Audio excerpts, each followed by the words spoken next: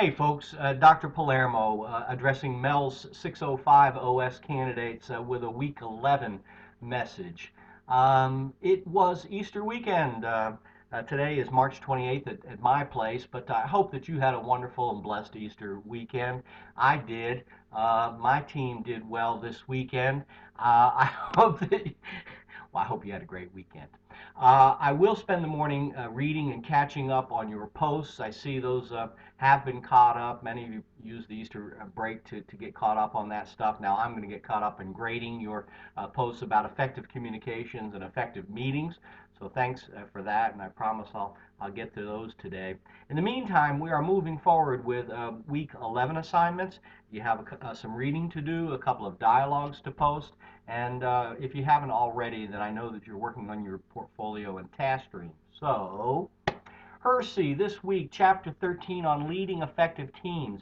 Most of you, many of you, do have PLT, PLC structures in your schools. Public education has gone to teaming big time in the last 10, 20 years. So what is the state of PLTs teaming in your schools, and how could you perhaps better lead teams as an administrator? As an AP or principal, I thought that teaming was going to make my job easier.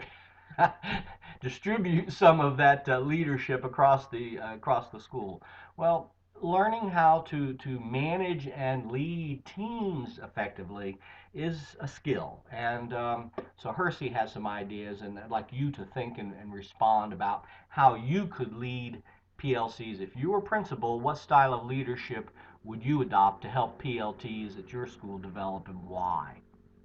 You don't have to respond to somebody else, but show me an effective analysis of PLTs and teaming at your school. Same thing with Glickman. I want you to know what it is that you believe about the curriculum. As an aspiring administrator, you need to know what you believe. People are going to ask you, and if you're going to lead effectively in your building, then you need to know what it is that you believe. Common Core, well, unless you're designing a school from the ground up, then you're implementing curriculum that has been given to us by the state DPI or by the feds, by whomever.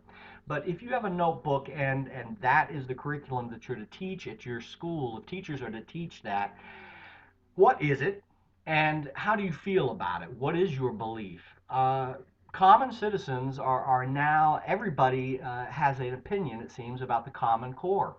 And it's either demonized or it's the best thing since sliced bread. So how do you feel about it? You should be able to develop a short, sweet elevator speech or something that you're ready to tell people at church, at the supermarket, about what you think about the Common Core as an administrator.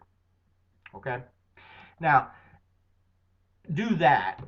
Do your readings, do your writing, and I will catch up on your dialogue posts.